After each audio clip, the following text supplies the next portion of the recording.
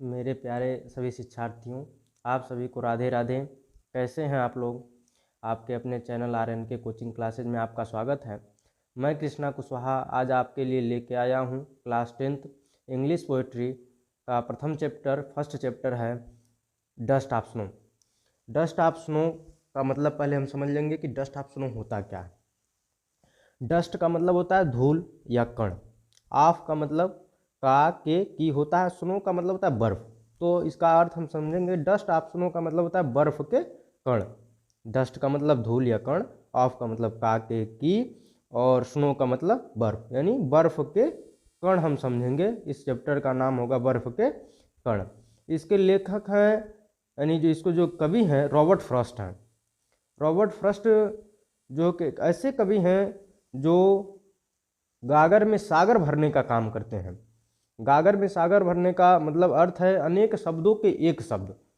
हमको ऐसा लगता है रॉबर्ट फ्रॉस्ट जो कवि रहे हैं यह हनुमान जी के शिष्य रहे हैं, क्योंकि ऐसी शक्ति इनके शब्दों में है जैसे हनुमान जी के भुजाओं में होती थी कि एक मुक्का किसी को धर दिया जाए तो व्यक्ति पर प्रभाव पड़ता है। तो ऐसे इनकी जो कविता है ऐसे हमको प्रतीत होती है। इन्होंने बहुत ही कम लाइनों में जीवन को सिमटा दिया है।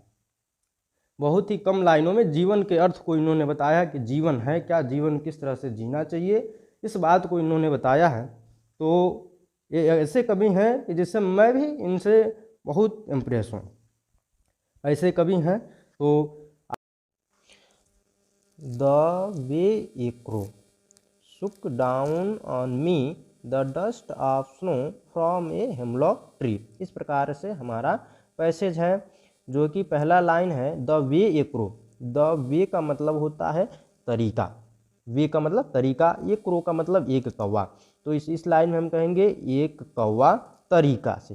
एक क्रो का मतलब एक कौवा, वे का मतलब तरीका से। एक कौवा तरीके से सुक का मतलब हिलाया, डाउन ऑन मी कि मेरे ऊपर गिरा, यानी एक कौवा तरीके से हिलाया कि मेरे ऊपर गिरा। The dust of snow, the dust of snow हमने बताया है, पाठ का नाम है the dust of snow. Dust of snow का मतलब होता है बर्फ के कण। तो डस्ट ऑफ स्नो यानी बर्फ का कण गिरा। कहाँ से गिरा? From a hemlock tree. From का मतलब से, एक का मतलब एक, हेमलॉक का मतलब धतूरा और ट्री का मतलब पेड़, यानी धतूरे के पेड़ से गिरा। द डस्ट ऑफ स्नो यानी बर्फ के कण कहाँ से गिरे? धतूरे के पेड़ से गिरे। एक बार पैसेज को फिर दोबारा देख लेंगे। द वे क्रो एक कौवा तरीके से, सुक डाउन ऑन मी हिलाया कि मेरे ऊपर गिरा, द डस्ट ऑफ स्नो बर्फ के कण, फ्रॉम ए हेमलॉक ट्री धतूरे के पेड़ से। तो हम कहेंगे इस पैसेज में एक कौवा, यानी कवि यह कहना चाहता है कि मैं जो है कि एक धतूरे के पेड़ के नीचे बैठा था और उस धतूरे के पेड़ पर एक कौवा बैठा था और कौवा इस प्रकार से, इस तरीके से हिलाया कि जो बर्फ के कण हैं मेरे ऊपर गिरे। धतूरे के पेड़ से कहाँ गिरे? कवि के ऊपर गिरे। और यह पहले पैसेज में है। दूसरे पैसेज में कवि कह रहा है has given my heart a change of mood and saved some part of a day I had rued. अब देखिए इस पैसेज में कवि क्या कह रहा है, has given my heart. Has given का मतलब प्रदान किया, माई हार्ट का मतलब है मेरे हृदय को, ये चेंज ऑफ मूड, ये चेंज ऑफ मूड का मतलब है मनोदशा का, यानी जो कवि के हृदय की जो मनोदशा है वह क्या, उसको परिवर्तन दिया है। यानी कवि का मनोदशा माने तो कवि की मनोदशा है वो चिंता में थी और कवि की मनोदशा इससे बदल गई। यानी जब बर्फ का कण कवि के सिर पर गिरा, कवि के ऊपर गिरा, तो उसके हृदय की जो मनोदशा है वह बदल गई। तो है कि हैज गिवन उसने प्रदान कर दिया, माई हार्ट मेरे हृदय को, ये चेंज ऑफ मूड मतलब एक नई मनोदशा, एक नया परिवर्तन मेरे हृदय को उसने दिया। तीसरे लाइन में है and saved some part. And saved some part, and का मतलब और, सेव्ड का मतलब बचा लिया, सम पार्ट का मतलब कुछ भाग। सम का मतलब कुछ होता है, पार्ट का मतलब भाग। तो उसने बचा लिया कुछ भाग ऑफ ए डे, दिन का।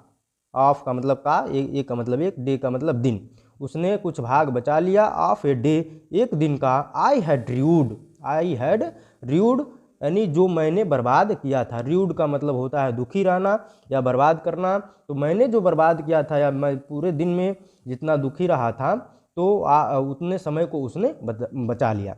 तो इसमें कवि उस कौवे को धन्यवाद कर रहा है कि जो है कि कौवा जो है कि पेड़ पर बैठा हुआ था और उसने हमारे हृदय की मनोदशा को उसने परिवर्तन दे दिया और हमारा दिन बच गया। तो इस कहानी में जैसे हम समझें, कहानी को एक छोटे स्वरूप में समझ लें तो हम यह समझें कि जैसे कवि की मनोदशा, जैसे कोई छोटा बच्चा होता है और उस छोटे बच्चे का कोई कीमती वस्तु हो और कोई कीमती वस्तु खो जाए, किसी भी व्यक्ति का कोई कीमती वस्तु खो जाए तो वह दिन भर सवेरे के समय खो जाता है तो वह लड़का या वह व्यक्ति दिन भर परेशान रहता है जब तक उसकी वस्तु मिल नहीं जाती। जब उसकी वस्तु मिल जाती है तो वह लड़का खुश हो जाता है। तो इस प्रकार से यह पैसेज था। अगर आपको हवा लगा है तो बढ़िया है, अगर नहीं हवा लगा तो फिर आप दोबारा वीडियो को रिप्ले करके एक बार और देख लीजिए, ज़रूर हवा लग जाएगा। तब तक के लिए राधे राधे। फिर हम लोग अगले पार्ट में मिलते हैं।